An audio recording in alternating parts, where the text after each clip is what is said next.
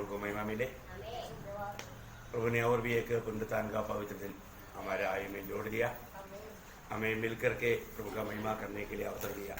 आराधना का योग्य एकमात्र व्यक्ति हमारा प्रभु यीशु मसीह है, तो कितना बड़ी बात है ना। तो सच्चा जीवित प्रभु को आत्मा और सच्चाई से आराधना करने के लिए प्रभु ने मरुभूमि यात्रा में और भी एक संधि दिया। तो प्रभु ने हमें इसका लायक बनाने के लिए हमारे लिए एक बहुत बड़ा दाम चुकाया। प्रभु ने हमें अपने लिए अलग किया और प्रभु की आत्मा हमको दिया, मरा हुआ हमारा आत्मा को जिलाया। ये सारे काम हमारे जीवन में होने के लिए प्रभु ने कालवरी सूली में हमारे लिए अपना आखिरी बूंद लहू तक बहाया। ये भी अगर लोग इकट्ठा होता है तो उनको वो प्यार कभी नहीं भूल सकता। और इतना ही नहीं, प्रभु का आज्ञा है जब तक मैं नहीं आता तब तक कालवरी सूली की मृत्यु को याद दिलाने वाला प्रभु का मेष में हम लोग भाग लेना। आज भी प्रभु का मेष हमारे बीच में है। उस मेष में जाने से पहले कुछ बातें हम लोग प्रभु का वचन से ध्यान करते हुए और भी एक सच्चा फर्क के साथ प्रभु का मेष में प्रवेश करने के लिए प्रभु हर एक पवित्र लोगों को सहायता करे। उसके आधार में हम पढ़ेंगे इब्रानियों का पत्र, उसका 12 अध्याय का दूसरा वचन हम लोग पढ़ेंगे। इब्रानियों का पत्र 12 अध्याय का दूसरा वचन। और विश्वास में करता और सिद्ध करने वाले यीशु की ओर ताकते रहे, जिसने उस आनंद के लिए जो उसके आगे धरा था लज्जा की कुछ चिंता न करके क्रूस का दुख सहा और परमेश्वर के सिंहासन की दाहिनी ओर जा बैठा। कितना अनोखा बात है प्रियो, है कितना सुंदर वचन है। एक एक वचन का स्वाद चखना है तो हम उसी आत्मा में, जिस आत्मा से रचा गया उसी आत्मा में रहेगा, तभी उसका स्वाद को हम अनुभव कर पाएगा, है ना। तो यहाँ पर बोलता है कि यीशु की ओर देखो, हमें प्रभु की ओर देखना है। प्रभु ने उस सूली में हमारे लिए क्या किया, प्रभु की ओर कैसे देखना है करके मतलब उसी इब्रानियों 3:1 में लिखा है। हमें प्रभु को कैसे देखना है, ध्यान से देखो। हाँ, इसलिए हे पवित्र भाइयों, हाँ, तुम जो स्वर्गीय बुलाहट के भागी हो, हाँ, उस प्रेरित और महायाजक यीशु पर हाँ, जिसे हमें अंगीकार करते हैं ध्यान करो। हाँ, ध्यान से देखो, मतलब ध्यान से देखो, मतलब हम प्रभु को कैसे देखना है, ध्यान से देखना, है ना। थोड़ा ध्यान करके देखेगा तो कई बातों में हम लोग ध्यान नहीं देता, लेकिन प्रभु की ओर हमें ध्यान से देखना है। प्रभु इस प्रकार मेरे लिए बनने का कारण क्या है, उसका कुछ कारण है ना, वो बात को हमें जानना है। कलवरी सूली की मृत्यु का भेद हर एक पवित्र लोग जानना चाहिए और उसको अमल करके जीवन बिताना भी चाहिए। उस क्रूस पे प्रभु का मनोभावना क्या था, उस क्रूस में प्रभु का आनंद, इतना आनंद क्यों था, और उस क्रूस की द्वारा होने वाला मतलब मानव के लिए साध्यता या उसका उपलब्धि क्या था, उसका फसल क्या था, ये बात को जानना बहुत जरूरी बात है। क्रूस में भी प्रभु का मनोभावना क्या था। इतना भयंकर क्रूस, एकदम ये दुनिया में मिलने वाला सबसे भयानक एक श्रापित मृत्यु, एकदम वेदनाजनक बात। प्रभु ने उस अवस्था में कैसा उसको पार किया और उसमें प्रभु ने मतलब कैसे आनंद मनाया। क्रूस का मृत्यु में कोई आनंद मना सकता है क्या, लेकिन वहां पर हम देखा प्रभु बहुत आनंद से उन बातों को सह लिया और उसका फल क्या था, ये बहुत बड़ी बात है प्रिय। हम लोग देखते हैं कि मतलब आपको मालूम है, कभी भी एक भक्त है कि नहीं, वो बात कब मालूम पड़ेगा, जब उसका जीवन में कुछ संकट आएगा, वेदना आएगा, दुख आएगा, तब मालूम पड़ेगा, है ना। नॉर्मल सब अनुकूल परिस्थिति में है तो वो माला अच्छा लगेगा, माला उसको अच्छा आदमी लगेगा, माला उसका बारे में इतना नहीं समझ सकता। लेकिन जब संकट आता है या कुछ वेदना होता है तब मालूम पड़ता है कि सच में वो भक्त है क्या, सही में वो मतलब प्रभु का भय मानने वाला है क्या, तभी मालूम पड़ता है। प्रियो, कालवरी सूली ये सारे बातों को हमें प्रकट करता है ना। प्रभु का आज कई लोगों को दुख तकलीफ देख करके खुशी मनाता है, वो बात अलग है, वो तो दुनियादारी के लोगों का एक अवस्था है। परंतु प्रभु का जन कभी भी एक दूसरे को दुख नहीं देता है ना, उनका दुखों में वो दुखी मिल जाता है। यहाँ पर मतलब प्रभु यीशु मसीह की वो सूली की मृत्यु में मनोभावना क्या था? वो इतना महान परमेश्वर होने पर भी उन्होंने उसका सूली की मनोभावना, अभी हमको भी ये बात को जानना चाहिए, उसका मनोभावना या उसका मतलब स्वभाव कैसे था। जब फिलिपियों का पत्री दूसरे अध्याय का 5 से 8 तक का वचनों में उसका एक अच्छा चित्र हम लोग पढ़ने में आता है। फिलिपियों का पत्री उसका दूसरा अध्याय उसका 5 से 8 वचन। जैसा मसीह यीशु का स्वभाव था वैसा ही तुम्हारे स्वभाव हो, जिसने परमेश्वर के स्वरूप में होकर भी परमेश्वर के तुल्य होने को अपने वश में रखने की वस्तु न समझा, वरन अपने आप को ऐसा शून्य कर दिया और दास का रूप धारण किया और मनुष्य की समानता में हो गया और मनुष्य के रूप में प्रकट होकर अपने आप को दीन किया और यहाँ तक आज्ञाकारी रहा कि हाँ क्रूस की मृत्यु भी सह ली। देखिए कितना बड़ी बात है प्रियो, प्रभु यीशु मसीह की मानव सूली पर हमें कौन सा ऐसा स्वभाव दिखता है ना, एकदम अपने आप को नम्र और दीन करने वाला स्वभाव, कितना अनमोल गुण है। प्रभु यीशु मसीह ने अपने आप को नम्र और दीन किया। वो परमेश्वर होने पर भी उन्होंने उन सारे पदवियों को त्याग करके अपना महिमा को छोड़ करके एक मनुष्य बना, इतना ही नहीं एक गुलाम बना और यहां तक आज्ञाकारी रहा, क्रूस की मृत्यु भी सह लिया। आप देखिए क्या मनोभावना है। प्रभु इस प्रकार की अवस्था में क्यों उतरा प्रियो? हमको बचाने के लिए है ना। हमें पाप कैसा एक भयंकर अवस्था में आया।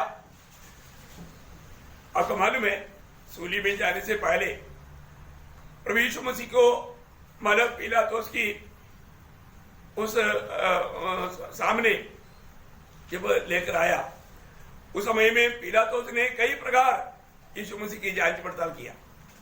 आखिर में कोड़े मार करके उसका पूरा शरीर लहूलुहान हो गया और उसका मतलब सिर पर उन लोगों ने कांटे का मुकुट पहनवाया और वो जब बाहर लाया तब पिलातुस लोगों को बोलने वाले एक बात है, यूहन्ना का सुसमाचार उसका 19 अध्याय उसका 4-5 वचन। यूहन्ना का सुसमाचार 19 अध्याय का 4-5। तब पिलातुस ने फिर बाहर निकलकर लोगों से कहा, देखो मैं उसे तुम्हारे पास फिर बाहर लाता हूँ ताकि तुम जानो कि मैं उसमें कुछ भी दोष नहीं पाता। देखिए अभी पूरा जांच पड़ताल करके इतना मार खा करके इतना विरूप अवस्था में प्रभु यीशु मसीह को बाहर लाया है। यीशु मसीह का पूरा शरीर में लहू बह रहा है, सिर पर कील का मुकुट पहनवाया हुआ है, उधर से सब खून बह रहा है। आप देखो ऐसी अवस्था में प्रभु यीशु मसीह को जो बाहर लाया और बोला, देखो मैंने उसको जांच पड़ताल किया, उसमें कोई भी प्रकार का कुछ भी दोष नहीं पाया। आगे तब यीशु कांटों का मुकुट और व्यंजनी वस्त्र पहने हुए बाहर निकला और पिलातुस ने उनसे कहा, पिलातुस ने लोगों को कहा, देखो यह पुरुष, देखो ये पुरुष, अभी देखो अभी तुम्हारे सामने खड़ा है, इसने कोई गुनाह नहीं किया, इसमें कोई पाप नहीं। कितना भयंकर बात है। आप थोड़ा प्रभु यीशु मसीह का उस चित्र को थोड़ा देखिए, हमारे लिए प्रभु यीशु मसीह क्या बना है ना। हमें प्यार करके हमारे प्रति प्रभु ने उठाए हुआ उन दुख संकटों को थोड़ा आप सोचे प्रिय। हम लोग आज प्रभु की आराधना करने के लिए आने के समय में भी कितने लोगों ने प्रभु यीशु मसीह की कलवरी सूली की मूर्ति को याद किया। मैं हमेशा पवित्र लोगों से विनती करता हूँ, 5 मिनट भी क्यों ना हो, रोज आप गेत्सेमने से लेकर गबादा से लेकर गोलगोथा तक का बात 5 मिनट भी आप ध्यान करेगा तो आप ये दुनिया के लोगों से एकदम अलग जीवन बिता पाएगा। बहुत बड़ा सामर्थ्य आपको प्रभु की ओर से मिलेगा। यहाँ पर उस अभी में भी वो दुनिया के लोगों का अवस्था देखिए, यहूदी लोगों का अवस्था देखिए, उन लोगों का मन और कठोर हो गया है।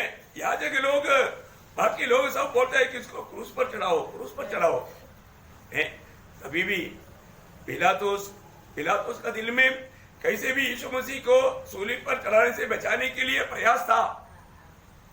उसका पति ने भी चिट्ठी भेजा था उस धर्मी की बातों में हाथ नहीं डालना, लेकिन हम देखता है कि पिलातुस उसको मानव कैसे भी घुमा घुमा करके बहुत सवाल किया। कम से कम ये बोलो तू कहां से है? कुछ भी पूछने पर भी यीशु मसीह शांत रहा। यीशु मसीह ने कुछ भी नहीं बोला। तब पिलातुस बोलता है उसी 19 अध्याय का 10-11 बजे, इस पर पिलातुस ने उससे कहा, मुझसे क्यों नहीं बोलता? क्या तू नहीं जानता कि तुझे छोड़ देने का अधिकार मुझे है और तुझे क्रूस पर चढ़ाने का भी अधिकार है? हाँ, देखिए बहुत बड़ी बात है प्रियो। अभी यहाँ पर पिलातुस बोलता है तुम क्यों नहीं कुछ बोलता? यदि मैं ऊपर से करके भी बोल दिएगा तो मैं छोड़ देगा तुमको है, क्योंकि तुझे छोड़ने का और तुझे क्रूस पर चढ़ाने का अधिकार मुझको है। देखो है, अधिकार मुझको है। लेकिन यीशु मसीह ने वहां पर क्या कहा? यीशु ने उत्तर दिया, हाँ, यदि तुझे ऊपर से न दिया जाता, हाँ, यदि तुझे ऊपर से नहीं दिया जाता तो तेरा मुझ पर कुछ अधिकार न होता। देखा, तेरा मुझ पर कोई भी अधिकार नहीं होता। प्रियो बहुत बड़ी बात है, जो भी अधिकार है वो ऊपर से मिलता है। अगर ऊपर से दिया नहीं जाता किसी को, किसी के ऊपर कोई अधिकार नहीं। आप देखिए कोई भी अधिकार सर्वाधिकारी की ओर से आता है ना, वो प्रभु है ना, वो हमारे यीशु मसीह है। यीशु मसीह ने कहा था ना, स्वर्ग और पृथ्वी का सारा अधिकार मेरे पास है। प्रियो दुनिया में हो स्वर्ग में हो, स्वर्ग में बोलेगा तो सारा सृष्टि में आ गया, दुनिया में बोलेगा तो मतलब हम लोग रहने वाला ये दुनिया का बात भी हो गया। बोलने के बाद कहीं भी कुछ भी होना है तो प्रभु यीशु मसीह की परमिशन के बिना कभी नहीं होगा। कितना बड़ी बात है ना। यहाँ पर हम देखते हैं कि जब आपको मालूम है एक बार यूहन्ना बपतिस्मा देने वालों का चेले लोग यूहन्ना बपतिस्मा देने वाले के बाद जाके बोला, गुरुजी जब हमारा आपने जिसको बपतिस्मा दिया था वहां पर देखो बहुत लोगों को बपतिस्मा दे रहा है, बहुत लोग उनके पीछे जा रहा है। मगर इनको थोड़ा जेलसी आया है। तो तब यूहन्ना बपतिस्मा देने वाला वहां पर एक गवाही देता है, वही यूहन्ना उसका 3 अध्याय में उसका 27 वचन। यूहन्ना ने उत्तर दिया, जब तक मनुष्य को स्वर्ग से न दिया जाएगा तब तक वह कुछ नहीं पा सकता। देखा, मतलब स्वर्ग से दिया जाता, स्वर्ग से दिया जाने वाला अधिकार। आप देखिए प्रियो, कोई भी ये दुनिया में अधिकार करता है तो उसको स्वर्ग से मिला है, इसलिए उसको स्वर्ग को उसका लेखा देना पड़ता है। ये बहुत बड़ी बात है। हर एक पवित्र लोग ये बात को जानना, कोई भी अधिकार वो अधिकारी हो वो प्रभु के ओर से नियुक्त है। इसलिए हमें हमारा अधिकारियों का बात को मानना, अधिकारी वर्गों के लिए प्रार्थना करने के लिए सब प्रभु के वचन में लिखा है, तो बहुत बड़ी बात है। तो मैं आपको एक बात बताना चाहता हूँ, यीशु मसीह सर्वाधिकारी होने पर भी यीशु मसीह यहाँ पर कितना शांत रहा। आप देखिए पिलातुस को भी वो बोलता है, यदि ऊपर से तुझे अधिकार नहीं मिला होता तो तुझे मुझ पर कोई अधिकार नहीं होता था। कितना अनमोल बात है ना। प्रभु का हमारे प्रति कितना बड़ा प्यार है प्रियो, इतना महान अधिकारी है ना, जिसके हाथ में सब कुछ है, वो हमारे लिए क्या बना। आप देखिए ये दुनिया में ऐसा किसी का रूप नहीं बना, इतना वो हमारे लिए विरूप बना, इसलिए हमें रूपवान बनाने के लिए। आप देखिए कितना बड़ी बात है। जब यीशु मसीह मानव मृतकों से जी उठने के बाद में भी आप हमको सबको मालूम है, जब यीशु मसीह चेलों के बीच में गया उस समय में एक थॉमस वहां पर नहीं था।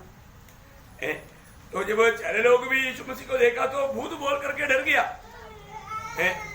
प्रभु यीशु मसीह उनका बीच में गया, मतलब थॉमस वहां पर नहीं था, लेकिन हम देखते हैं कि वो लोग डर गया। डरने के टाइम पर प्रभु उनको कहने वाला एक शब्द नहीं, वो तो है ही शांति मिले, लेकिन लूका का सुसमाचार उसका 24 अध्याय उसमें उसका 39 में जाए। मेरे हाथ और मेरे पाँव को देखो कि मैं वही हूँ। मुझे छूकर देखो क्योंकि आत्मा में हड्डी मांस नहीं होता जैसा मुझ में देखते हो। पाँव और आत्मा में। आप 37 में पढ़िएगा। परंतु वे घबरा गए और डर गए और समझे कि हम किसी भूत को देख रहे हैं। हम किसी भूत को देख रहे हैं, किसी भूत को देख रहे हैं। देखो तो भूत को वहां यहां पर भी ऐसे आना चाहिए। भूत को मांस और हड्डी नहीं होता, नहीं समझा? भूत को मांस और हड्डी नहीं होता। तो प्रियो, हमें मिलने वाला वो शरीर कितना महान शरीर है। प्रभु हमारे लिए कितना बड़ा ये कष्ट सगा, हमारे लिए क्या बना और हमारे लिए क्या आदर्श बना, ये सब हम लोग जानना चाहिए। मैं आपको बताना चाहता हूँ, मतलब प्रभु का कार्य बहुत गहरा है ना। हम लोगों को मतलब इतना महिमा का एक शरीर मिलने जा रहा है। कोई भी व्यक्ति कब्र में जाने के लिए कोई रिकॉर्ड नहीं।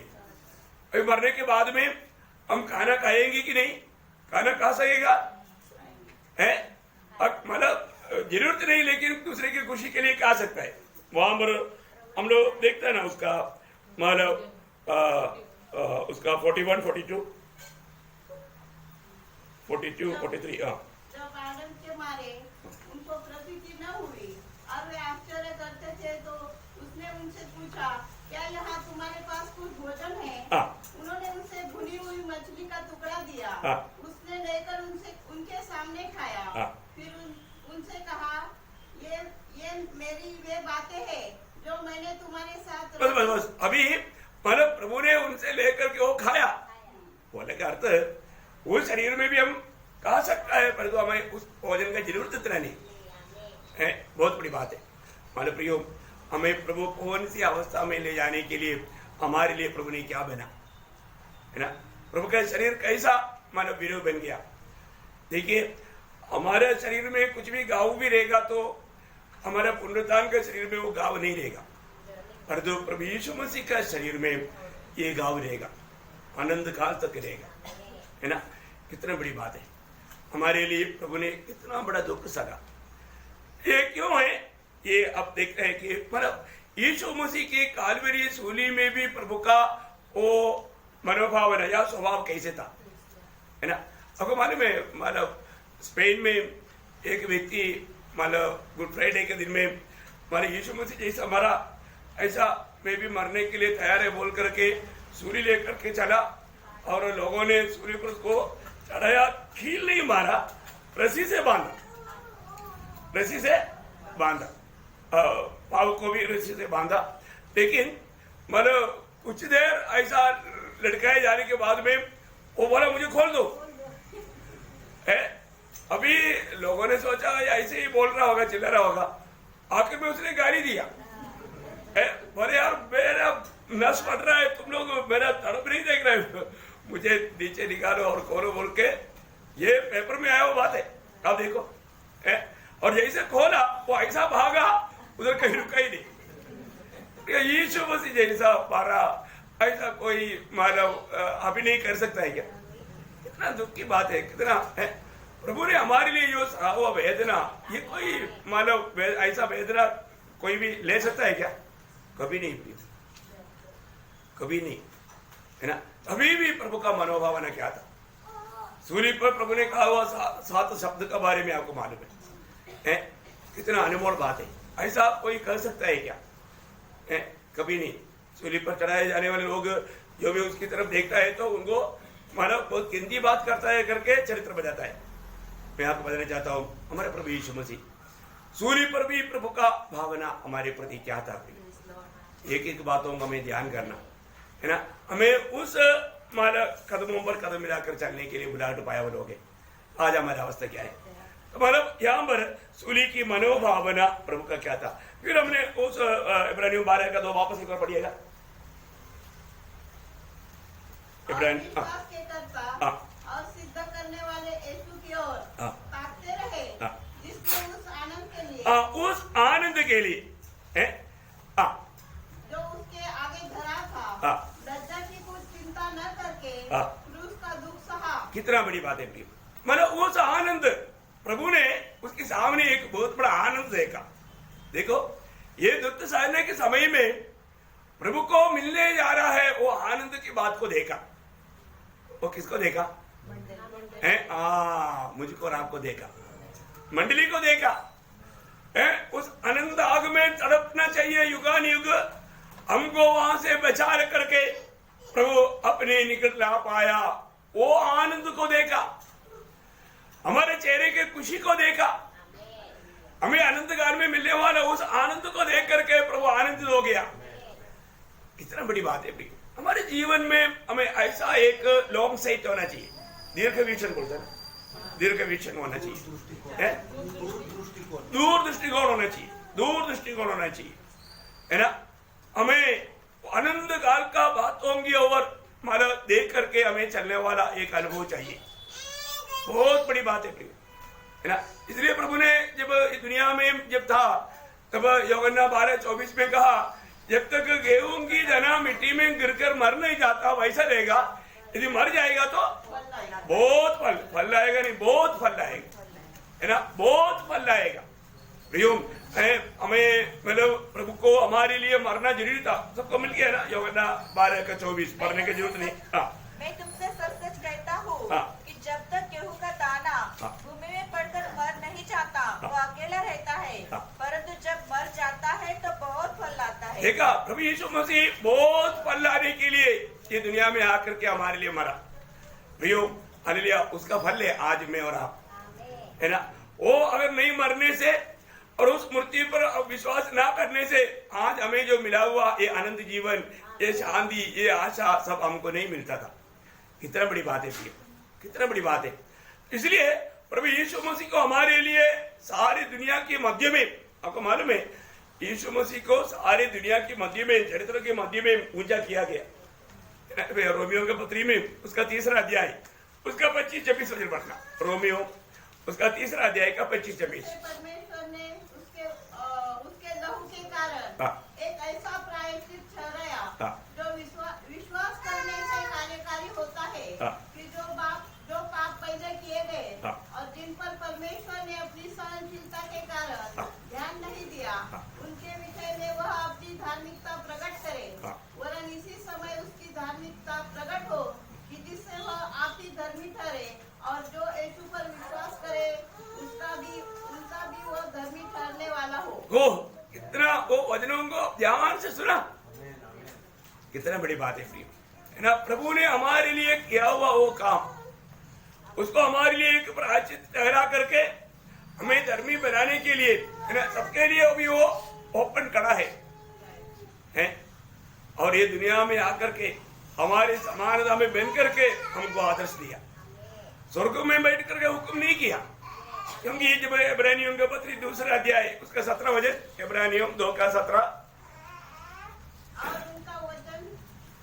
इब्रानियों 2रा अध्याय का 17 वचन। इस कारण उसको चाहिए था कि जब सब बातों में अपने भाइयों के समान बने, जिससे वह उन बातों में जो परमेश्वर से संबंध रखती है एक दयालु और विश्वास योग्य महायाजक बने। मैं सब बातों में अपनी भाइयों का समान बना, हमारा समान बन करके हमारे लिए ये सब कुछ सड़ा। भाई वो कौन है ना, सारा सृष्टि का सृजनहार महान परमेश्वर। इसलिए आज सबको प्रभु अपनी ओर बुलाता है। मैं आपको बताना चाहता हूं, ये दुनिया में जो व्यक्ति प्रभु यीशु मसीह की ओर देख पाया, उनका चेहरा कभी प्रभु लज्जित नहीं होने दिया, है ना, कभी भी लज्जित नहीं होने दिया। प्रभु आज भी बहुत लोग प्रभु की ओर देखने के लिए, प्रभु को मानने के लिए तैयार नहीं। कितना बड़ा अनुग्रह का मार्ग प्रभु ने हमारे लिए खोला है। आज भी हम देखते हैं चारों तरफ दुनिया में, दुनिया की बातों को प्राप्त करने के लिए जिंदगी के सारे समय व्यक्त करके, जीवन बिता करके ये जिंदगी से चले जाने वाला एक बहुत बड़ा झुंड को हम देखता है ना। ये दुनिया का कितना भी बड़ा धनवान हो, ये दुनिया का कितना बड़ा एजुकेशन पाया व्यक्ति हो, आप उनको पूछिए आपका क्या आशा है। आशा आशा क्या, आशा क्या मालूम नहीं। मरने के बाद मरने के बाद किसने देखा? देखा, धनवान है, ज्ञानी है, बड़े पंत प्रधान है, पर उनको आशा नहीं। हम भी ऐसे था, हम लोग भी एक समय में ऐसे था, जैसे वो कह रहा है आज, है ना? जब एफएसी दूसरा अध्याय का 12 वचन में हम पढ़ता है ना, तुम लोग उस समय मसीह से अलग और इस्राएल की प्रजा के पद से अलग किए हुए और प्रतिज्ञा की वाचा के भागी न थे और आशाहीन। देखा, हम कैसे लोग थे? आशाहीन। देखा प्रियो, एक बात मैं आपको बताना चाहता हूं, जो भी व्यक्ति प्रभु यीशु मसीह को अगर नहीं पाया, आप कितनों भी कुछ भी हो, आपकी जिंदगी व्यर्थ है, आपका परिश्रम व्यर्थ है, और आप एक आशा भरा जीवन कभी नहीं बिता पाएगा। यीशु मसीह की बिना एक व्यक्ति में आशा नहीं आता। इधर बैठा हुआ सपनों ने प्रभु को ग्रहण किया है, आपको जीवित आशा मिला है, वो बात बहुत धन्य की बात है। लेकिन अभी भी हमें सुनने वालों में अगर किसी को, आप सोचो, आपके जीवन में अगर आपने प्रभु को दिल नहीं दिया है, तो क्या आपको आशा है? आज आप मर जाएगा तो कहां जाएगा? आपको आशा है? बिल्कुल, मैं आपको बोलता हूं, वो पक्का गवाही देगा, मेरे को आशा नहीं, आशा नहीं। प्रभु, हम लोग कितने धन्य लोग हैं, है ना? प्रभु ने जब सूली पर मरने के समय में प्रभु यीशु मसीह ने हमको देखा, क्योंकि प्रभु का ये सच्चाई पर विश्वास करने वाले एक लोगों को प्रभु ने देखा, वो आनंद के साथ प्रभु ने अपने आप को दे दिया। मैं आपको बताना चाहता हूं, आज भी जब उस प्रकार का आशा जिसको मिला, वही आनंद के साथ ऐसा दुख संकट में उसको सहते हुए आगे जा सकता है। नहीं तो वो जरूर ठोकर खाएगा, वो हाथ खड़ा करेगा। बहुत बड़ी बात है। तो अभी यहां पर हम देखते हैं कि क्रूस का आनंद क्या था। क्रूस का आनंद प्रभु ने हम सबको देखा था। अभी उसकी सफलता क्या है? क्योंकि प्रभु बहुत से पुत्रों को महिमा में लाएगा। क्या करेगा? बहुत से पुत्रों को महिमा में लाएगा। उसके लिए प्रभु ने मन इतना बड़ा कष्ट में चला गया। प्रियो, मैं एक बात आपको बताना चाहता हूँ। जब इब्रानियों के पत्री दूसरा अध्याय उसका 9-10 वचन में प्रभु यीशु मसीह में हुआ उस ताड़ना या पीड़ना या कष्ट के बारे में लिखा है।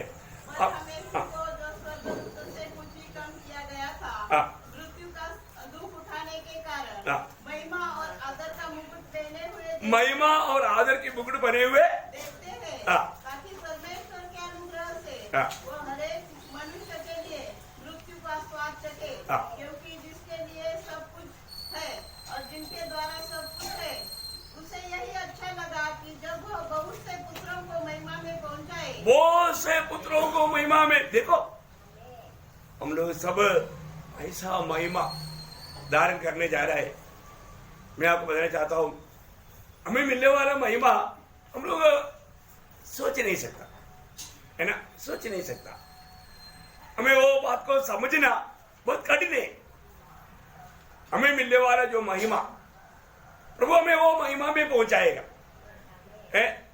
अभी हमें मिलने वाला महिमा धारण करने के बाद में वचन में लिखा है, सूरज और चंद्रमा भी लज्जित हो जाएगा, है ना? ये शेर भी में से एक वचन है, उसका 24 अध्याय का शायद 23 वचन है। थोड़ा देखिए। तब चंद्रमा संकुचित हो जाएगा। देखो, प्रभु के लोगों को देख करके, हम महिमा में पहुंचने के बाद पवित्र लोगों को देख करके चंद्रमा संकुचित हो जाएगा और सूर्य लज्जित होगा। सूर्य लज्जित हो जाएगा। सूर्य भी बोलेगा, वाह मेरा प्रभा। जैसे अभी सूर्य की प्रकाश आएगा तो ये ट्यूबलाइट सब लज्जित हो जाएगा। उसके सामने ये कुछ है? कुछ नहीं है। तो उसी प्रकार हम लोग जब उस महिमा को धारण करेगा, उस समय में मानव चंद्रमा और सूर्य सब लज्जित हो जाएगा। इतना बड़ा महिमा आप देखिए प्रियो। अभी उसमें कष्ट के उस आखिरी कदम तक प्रभु यीशु मसीह गया, वहां तक कोई भी और नहीं जा सकता। लेकिन हमारे जीवन में आने वाला कष्टों को हमें समझना है। कई लोगों को महिमा चाहिए परंतु कष्ट नहीं चाहिए। कष्ट नहीं चाहिए तो फिर महिमा भी नहीं मिलेगी। अब ये बहुत बड़ी बात है। बहुत बार लोगों को सब मुफ्त में चाहिए, ऐसा नहीं मिलेगा प्रिय। अगर आपको मतलब इस महिमा, ऐसा महिमा आपको धारण करने की इच्छा है तो सबको सुनने में आ रहा है ना। हाँ, देखो यीशु मसीह ने कालवरी सूली पर बहाया हुआ पवित्र लहू के द्वारा छुटकारा पाया हुआ लोग ये दुनिया में जब हमें जो मौका मिला है ये समय में हमें कष्ट सहने के लिए प्रभु के खातिर जो भी मौका मिलता है उसको नष्ट नहीं करना प्रिय, कभी नष्ट नहीं करना है। अगर नष्ट करेगा हमेशा चांस नहीं मिलेगा ना। रोमियो का पत्री 8 अध्याय का 17-18 वचन पढ़ना। रोमियो 8 अध्याय का 17-18। और यदि नहीं तो वारिस भी, हाँ। वरन परमेश्वर के वारिस और मसीह के संगी वारिस है, हाँ। कि जब हम उसके साथ दुख उठाए देखो, जब हम उनके साथ दुख उड़ाए तो उसके साथ महिमा भी पाए। हाँ। क्योंकि मैं समझता हूँ इस समय के दुख और क्लेश हाँ। उस महिमा के सामने हाँ। जो हम पर प्रकट होने वाली है कुछ भी नहीं है। इतना अनोखा बात है प्रियो। है, मैं एक बात आपको बताना चाहता हूँ प्रियो, ये बात अभी समझाने के टाइम पर कई लोगों को समझ में नहीं आया होगा, आता नहीं होगा, लेकिन आना चाहिए प्रियो, आना चाहिए, है ना। हम लोगों को प्रभु ने दुनिया से अलग किया, हमें प्रभु के लिए कई प्रकार का कष्ट में होकर के जीवन बिताना होगा। प्रभु का वो जीवन की मार्ग, ये महिमा पाने का मार्ग को हमें सही रीति में जानना प्रियो, उस मार्ग में चलना सीखना। देखिए हमें मिला हुआ ये आयु कितना छोटा है प्रियो, कितना छोटा है? मोशे के भाषा में सबसे पहला भजन संगीता कौन सा है? इतना तो इशारा मिला तो बोलना चाहिए ना। है सबसे पहला भजन संगीता 90 भजन संगीता है, क्योंकि मोशे ने लिखा। तो मोशे के कितने बाद में दावीद ने लिखा या आसाफ ने लिखा या कोरह पुत्रों ने लिखा, बात अलग है, पर तो मोशे ने लिखा है। और वो मतलब मोशे ने लिखा हुआ उस 90 भजन संगीता के 10 भजन में मोशे क्या बोलता? हमारी आयु वर्ष 70 तो होते हैं, हाँ। और चाहे बल के कारण 80 भी हो जाए। देखिए 70 नहीं तो 80 है। और ये आयु कैसे रहता? पढ़ो ना आगे। तो भी उसका घमंड केवल कष्ट और शोक ही है। हाँ, कष्ट और शोक ही, मतलब ये जो समय में भी हमें मतलब प्रभु के लोगों की प्रति प्रयोग है, उसमें कई प्रकार का तकलीफ होकर के जाना है। बहुत बड़ी बात है प्रियो, ये जीवन का मार्ग का खूबी है। जीवन का मार्ग कष्ट का मार्ग है प्रियो, इसलिए कष्ट आने के समय में कुड़कुड़ाने नहीं, है ना, डरना नहीं, घबराने नहीं प्रियो। एक बात याद ना, जो बाइबल में जो लिखा हुआ बातों को उसका सही अर्थ में प्रभु के आत्मा में थोड़ा उसको समझो, उसको ग्रहण करने की कोशिश करो। बहुत बड़ी बात है ना। हमें उस महिमा में पहुंचाना प्रभु करे। वो महिमा पाने के लिए प्रभु हमें कुछ कष्ट के मार्ग में ले चलता है। और एक्चुअली देखेगा तो जिसको आनंद काल के बारे में थोड़ा भी प्रकाश मिला, मैं आपको बताऊं, प्रेरित पौलुस जब दूसरा कुरिन्थी 4 अध्याय उसका 17 वचन में कहा हुआ शब्द पल भर का हमारा हल्का सा क्लेश है। ये पल भर का कैसा? 70-80 साल है ना, ये पल भर का है क्या? हाँ है। किसके सामने? आनंद काल के सामने। उस आनंददा के सामने आप देखो, उस आनंददा के सामने हमारा ये जीवन प्रियो बहुत थोड़ा समय का है। और हमारे जीवन का कष्ट भी आनंद काल का नरक की आग का देखो, आनंद काल का नरक की आग के सामने हमारे जीवन में होने वाला कष्ट कुछ है क्या? कुछ नहीं भी, कुछ नहीं। अभी आप देखो ना, एक बत्ती के सामने भी आपने अंकुरी दिखाओ, कितना देर लगाएगा? 1 मिनट लगाएगा? नहीं, तो युगान युग भयंकर आग में तड़पना पड़ेगा। कोई खुशी से सकेगा? नहीं। ये कोई डराने वाली बात है क्या? नहीं। ये सच्चाई है प्रिय, प्रभु के वचन में लिखा हुआ हर एक बात सत्य है। हम प्रभु में आने के बाद वो जीवन का मार्ग का सच्चा पहचान हमारा होना बहुत जरूरी बात है। बहुत बार लोगों को जीवन का मार्ग का वो भेद जानने का उत्साह बहुत कम है। मैं आपको बताना चाहता हूँ प्रियो, प्रभु में आ गया है तो ये हमेशा है ना, ये दुनिया का रीति का जीवन का बारे में स्वप्न को छोड़ देना, प्रभु में आने के बाद में हमें प्रभु ने मानव ये दुनिया के रीति में जीने के लिए नहीं अलग किया। जीवन का मार्ग में दिन प्रतिदिन चलना है, उस मार्ग में कष्ट है, तकलीफ है। देखो स्वर्ग कितना सुंदर जगह है, स्वर्ग में जाने के लिए सबको इच्छा है, लेकिन सब लोग जाएगा क्या? सब लोग नहीं जाएगा प्रिय, है? सब लोग नहीं जाएगा। स्वर्ग में पहुंचने के लिए सबको इच्छा है, परंतु स्वर्ग जाने के मार्ग लोगों को पसंद नहीं। फिर कैसे होगा, है ना? जब यीशु मसीह ने बोला ना मत्ती 7 अध्याय के 21 वचन में, जो मुझसे है प्रभु कहता है, हाँ, उनमें से हर एक स्वर्ग के राज्य में प्रवेश न करेगा। नहीं करेगा। देखो आप एक दिन में 10 बार भी ऐसा प्रार्थना करता होगा, हे प्रभु प्रभु प्रभु, परंतु ऐसा सब लोग नहीं जाएगा। पर कौन जाएगा? परंतु वही हाँ, जो मेरे स्वर्गीय पिता की इच्छा पर चलता है। हाँ, देखा कौन बोले ये बात? देखो इधर बैठा हुआ किसी को भी नरक जाने की इच्छा है क्या? नहीं है। और जो स्वर्ग जाने के आग में है क्या? वो भी नहीं। फिर कैसे होगा? स्वर्ग में जाने के लिए प्रभु ने सुंदर अवसर बना कर रखा है, लेकिन लोग वो मार्ग नहीं चाहता। उसका 5 अध्याय की 20 वचन, क्योंकि मैं तुमसे कहता हूँ कि यदि तुम्हारी धार्मिकता शास्त्री और परिषद की धार्मिकता से बढ़कर न हो तो तुम स्वर्ग के राज्य में कभी प्रवेश करने न पाओगे। अब इसको है लोग शास्त्री परिषदों की धार्मिकता से बढ़कर धार्मिकता होनी चाहिए। ये कौन बोला? प्रभु ने बोला। प्रभु ने बोला देखो हमारे जीवन में हमको स्वर्ग जाने का कितना खुशी है, परंतु स्वर्ग जाने का मार्ग हमको अच्छा नहीं लगता, है ना प्रियो? हमें ये बात को जानना है, मृत्यु कभी भी होगा तो मैं कहां जाएगा? मैं स्वर्ग जाएगा या नरक जाएगा? मृत्यु के लिए कोई मानव टाइम लगता है क्या? है ना? एक दिन करीब मानव साइंस बोलता है 1 सेकंड में 3 लोग मरता है दुनिया में। आप देखो है, तो इसी हिसाब से आप थोड़ा काउंट करके देखो, उसका डबल जन्म भी होता है? ऐसी अवस्था है। देखिए प्रियो, एक दिन जो जन्मा हुआ लोगों का नंबर आएगा ही, लेकिन हमको ये बात को जानना है कि मैं कहां जा रहा हूं। स्वर्ग में जब पहुंचेगा तो मुझे क्या मिलने वाला है? मुझे ऐसा महिमा मिलेगा क्या? मुझे महिमा मिलना है तो मैं महिमा का मार्ग में गया क्या? है ना?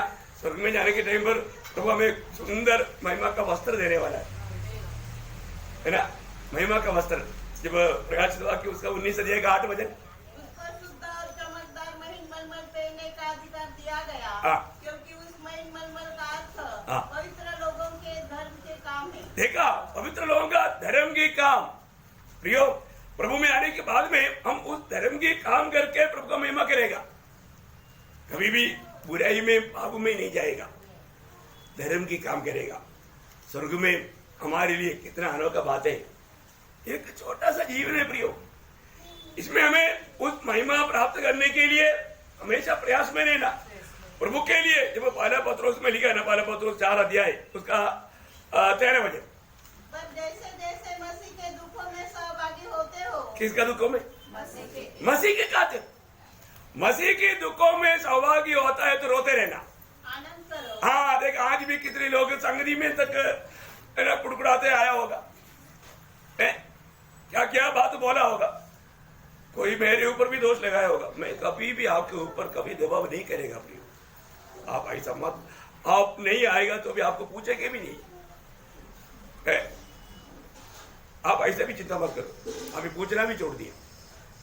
प्रभु ने आजादी दिया ना, प्रभु ने क्या बोला? समय आ गया बोला, समय आ गया, इसलिए क्या करने का? सबको छोड़ दो बोला। कैसे छोड़ना? उसकी मनमानी में। देखो प्रभु के लोग ऐसे कर सकता है क्या?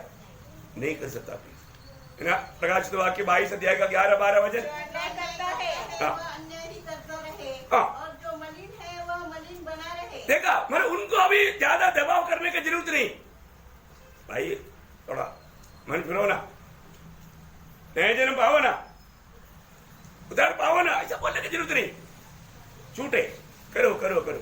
आगे। और जो धर्मी है हाँ। वह धर्मी बना रहे। धर्मी अपना मार्ग नहीं छोड़ना, धर्मी मार्ग नहीं छोड़ना। आगे। और जो पवित्र है वो पवित्र बना। पवित्र व्यक्ति वो मार्ग नहीं छोड़ना, वो पवित्रता ही में बना रहे। देखा क्यों ऐसा करना? देश में शीघ्र आने वाला। मैं सीख रहा हूं, तुम लोग अभी एकदम तैयार रहना, क्योंकि मैं सीख रहा हूं। और हर एक के काम के अनुसार बदला देने के लिए प्रतिफल मेरे पास है। प्रभु प्रतिफल लेकर के आ रहा है। हम क्या कौन सा प्रतिफल पाने की तैयारी में? प्रियो, रोज हमारे जीवन में परीक्षा होता है ना? इन परीक्षाओं में मैं कैसा कार्य करता है?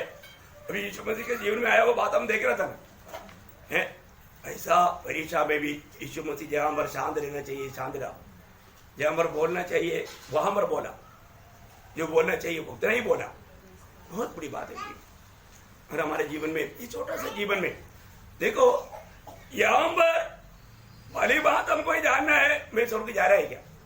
इसका मतलब क्या है कि जब वो मानव उपदेष्टा निकोदेमुस यीशु मसीह के पास आया, प्रभु ने बोला यदि तुम्हारा नया जन्म नहीं हुआ तुम परमेश्वर के राज्य को देख नहीं सकता। जाने वाला बात अलग है, देखने के लिए मौका नहीं मिलेगा। फिर बोला जल और आत्मा के द्वारा नया जन्म नहीं पाएगा तो प्रवेश नहीं करेगा। क्या बात है प्रियो? एक बात मैं पूछूं, आज भी हमें सुनने वाले में कोई ऐसा है जिसका जल और आत्मा के द्वारा नया जन्म नहीं पाया? तो प्रभु बोलता है वो कभी भी स्वर्ग में प्रवेश नहीं कर सकता। प्रियो, ऐसी अवस्था में अगर आपके दुनिया से जाएगा, क्या आप स्वर्ग में मिलेगा? नहीं मिलेगा। इवन जो स्वर्ग के लायक बना है, हमें स्वर्ग में मिलने वाला है, उन मुकुटों को, किसको मुकुट मिलेगा? याकूब 5:12 वचन। धन्य है वह मनुष्य जो परीक्षा में स्थिर रहता है, क्योंकि वह खरा निकलकर जीवन का वह मुकुट पाएगा जिसकी प्रतिज्ञा प्रभु ने अपने प्रेम करने वाले से की है। किसके लिए किया? प्रभु को प्रेम करने वालों के लिए।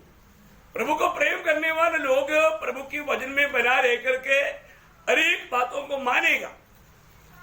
परीक्षा में भी वो कभी भी डगमगाएंगे नहीं, वो सहेगा प्रभु की महिमा के लिए। मसीह होकर के जब हम सहेगा तभी हमको वो महिमा प्राप्त होगा।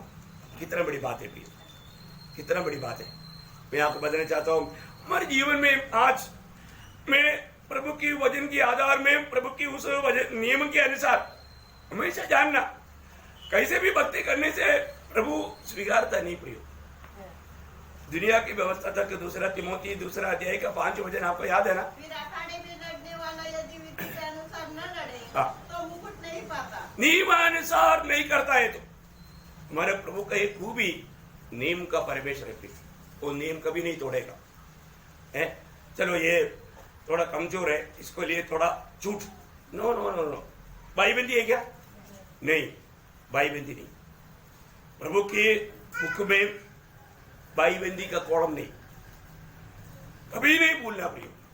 इसलिए पहला पत्रोस 1:17 वचन में लिखा ना, बिना पक्षपात करते हुए तू अपना पिता कहने वाला महान परमेश्वर पक्षपात नहीं करता,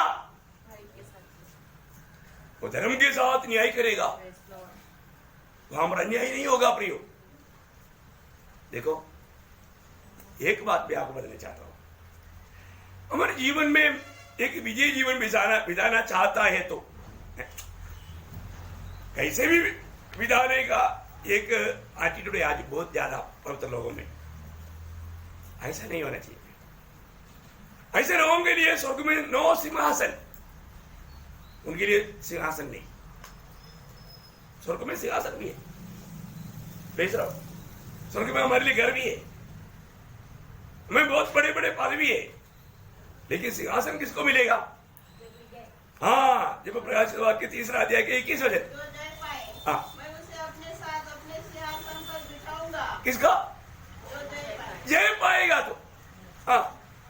जैसे मैं ओलंपिक्स में भी शामिल हुआ था बोल करके मुकुट मिलेगा क्या? नहीं है ना। जय पाएगा तो मिलेगा। हाँ, जय पाएगा तो। हाँ, हम ऐसा दौड़ में था, इतना बोल के झूठा तसल्ली खाने से क्या फायदा? विजयी हुआ क्या?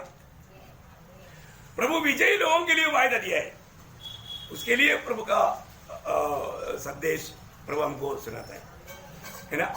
जो जय पाएगा उसको मिलेगा, क्योंकि मैंने भी विजय पा करके पिता के साथ बैठा, ऐसा जो विजय पाएगा वो मेरे साथ बैठे, ये वायदा है। कितना अनोखा बात है ना, कितना अनोखा बात है। इसका मतलब क्या है कि प्रभु का उस कालवरी क्रूस का साध्यता हमारे लिए अनंत काल का जीवन में, हम स्वर्ग में रह करके, वो महिमा का शरीर में रह करके, जैसा यीशु मसीह का शरीर है ऐसा हमारा शरीर बदल करके प्रभु के साथ हमारे सिंहासन में बैठ करके राज करने के लिए मौका है। परंतु ये साध्यता नष्ट होने वाला एक दो बात भी है, वो भी बोलकर मैं खत्म कर देता हूँ। जब पहला कुरिन्थी पहला अध्याय का 17 वचन, ये एक डेंजर 3 सिग्नल है। क्योंकि मसीह ने मुझे बपतिस्मा देने को नहीं वरन सुसमाचार सुनाने को भेजा है, और यह भी शब्दों के ज्ञान के अनुसार नहीं, ऐसा न हो कि मसीह का क्रूस व्यर्थ ठहरे। देखा, मसीह का क्रूस व्यर्थ ठहरने वाला अनुभव आ सकता है। देखिए, मसीह का क्रूस लोगों के लिए व्यर्थ जाता है। आज कितने लोग प्रभु का वचन सुनता है, लेकिन बहुत लोगों के लिए वो व्यर्थ जाता है। उनका बारे में 18 वचन में लिखा है, क्योंकि क्रूस की कथा नाश होने वालों के लिए मूर्खता है। हाँ, देखा, व्यर्थ किसके लिए है? नाश होने वालों के लिए।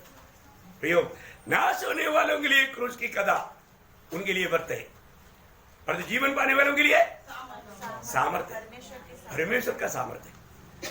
क्या अनमोल बात है प्रियो। किसी के लिए भी इधर आज सुनने वाला जिनका भी उद्धार नहीं हुआ प्रियो, ये आपके लिए, शायद आपने कितनी बार सुना होगा, पर तो आज तक क्रूस आपके लिए व्यर्थ हो गया ना, क्योंकि अभी तक आपने क्रूस में आपके लिए किया हुआ इतना महान उद्धार का भेद आपको समझ में नहीं आया, आपको उसका अनुभव नहीं मिला, उसका सच्चा ज्ञान नहीं मिला। कितना नुकसान हुआ, हमें बात को जानना चाहिए। इसलिए पहली बात, क्रूस व्यर्थ होने का व्यर्थता एक है। दूसरी बात, उसका पहला कुरिन्थी पहला अध्याय का 23 वचन, परंतु हम लोग उस क्रूस पर चढ़ाए हुए मसीह का प्रचार करते हैं, जो यहूदियों के लिए ठोकर का कारण। हाँ, देखिए, क्रूस कई लोगों के लिए ठोकर बन सकता है। क्या बन सकता है? ठोकर। क्योंकि सूर्य पर मरा हुआ एक व्यक्ति हमको कैसा छुड़ा सकता है? अगर जैसा भी उसके साथ में लड़काया गया हुआ एक चोर ने बोला था, पहले अपने आप को बचाओ, बाद में हमको भी बचाओ। पहले अपने आप को बचाओ, बाद में हमको भी। क्योंकि इस प्रकार सोचने वाला दुनिया का ज्ञानी लोग, बुद्धिमान लोग, उनके लिए ये बात मतलब ठोकर है, सूली उनके लिए ठोकर है। आखिर फिलिपियों 3 अध्याय का 18 वचन, फिलिपियों 3 अध्याय का 18 वचन, क्योंकि बहुत से ऐसे चाल चलते हैं जिनकी चर्चा मैंने तुमसे बार बार की है, और अब भी रो कर कहता हूँ कि वे अपनी चाल चलन से मसीह के क्रूस के बैरी है। देखा, क्रूस कई लोगों के लिए क्रूस एक वैरी या दुश्मनी है।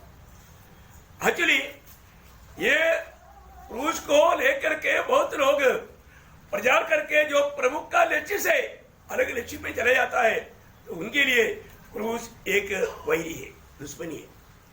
क्योंकि उनके आगे लिखा है, उन लोगों का ईश्वर कौन है? उनका पेड़ है। वो पेड़ के लिए काम करता है क्रूस को लेकर के। देखिए, वो क्रूस उनके लिए दुश्मन बनने का साध्यता है। बहुत भयंकर बात है ना प्रियो। कालवरी सूली का मृत्यु को हमेशा हमें अपने जीवन में याद करना कितना जरूरी बात है। यदि प्रभु यीशु मसीह इस प्रकार हमारे लिए नहीं मरा होता, आज हमें मिला हुआ ये आशा, ये आनंद, ये शांति कभी नहीं मिलना था, कहीं नहीं मिलना था। लेकिन हम लोग कितना धन्य लोग हैं प्रिय, अपने जीवन को पाल के। आज प्रभु उस शुरुआत का वचन वापस लेकर पढ़ेंगे, इब्रानियों 12 का 2। और विश्वास के कर्ता और सिद्ध करने वाले यीशु की ओर ताकते रहना प्रियो, हमेशा प्रभु यीशु मसीह की ओर हर एक पवित्र लोग हमेशा ताकते रहना। क्यों? जिसने उस आनंद के लिए हाँ। जो उसके आगे धरा था हाँ। लज्जा की कुछ चिंता न करके हाँ। क्रूस का दुख सहा। देखो प्रियो है, मानो सूली पर चढ़ाए जाने वाला श्रापित है, वो एक लज्जित, एक श्रापित मृत्यु है। और यीशु मसीह ने वो बात को भी कुछ सीरियसनेस नहीं दिया। हमारे लिए, हमें महिमा में रहने के लिए, हमें प्रभु के उस स्वर्ग में अपने साथ सिंहासन में बैठा करके हमें राजा होकर के आनंद काल का राज करवाने के लिए वो प्रभु का हमारे प्रति कितना बड़ा पद्धति है प्रियो। प्रभु यीशु मसीह हमारे लिए वह क्रूस का दुख को भी आनंद से सह लिया, आनंद से सह लिया। कितनी बड़ी बात है। वो वेदना, वो दुख, उसका एक छोटा भाग भी हमको कभी लेने के लिए प्रभु ने मौका नहीं दिया। एक छोटा भाग भी हम लोग आज जो भी दुख कष्ट सहता है प्रियो, वो तो उसके सामने कुछ भी नहीं है। वो तो मैं कई बार बोलता हूँ, मेरा ट्रक प्रभु यीशु मसीह के ऊपर से गया और उसका सिर्फ छाया अपने ऊपर से गया। छाया गया तो कुछ नहीं, उतना ही वेदना प्रभु ने हमको दिया, छाया जाने वाला वेदना। तो भी हम बोलता है मांगा है, बोलते हैं, क्योंकि हमें अभी तक मानव वो जीवन का मार्ग का महत्व नहीं समझा। जीवन में चलने का वो सच्चा आनंद हम अनुभव नहीं करता। प्रभु का हमारे बुलाहट के पीछे प्रभु का उद्देश्य को हमने नहीं जाना। प्रियो जानना प्रियो, अगर हम इस छोटा आयु में वो बात को नहीं जाना और उसके योग्य जीवन नहीं बिताया तो कितना प्रभु का दिल को दुख रहेगा। एक भी नाश होना प्रभु की इच्छा नहीं। हम सब लोग प्रभु के साथ मिलना चाहिए करके प्रभु का आग्रह है। उसके लिए प्रभु ने और भी एक दिन दिया। प्रभु हमें जीवन में रोज अपने जीवन को करेक्ट करना, वचन रूपी दर्पण के सामने अपने आप को परखना, इतना बड़ा आशा प्रभु ने हमें दिया। आज एक सच्चा आशा भरा जीवन हम बिताता है क्या? अपने आप को पूछो, अपने आप को जांचो। बहुत प्रार्थना के साथ योग्य रीति में प्रभु का मेष में हाथ बढ़ा करके भाग लेकर के प्रभु के आगमन की बात होने के लिए इन वचनों के द्वारा सबको सहायता करे। प्रभु को सारा महिमा मिले। आमीन।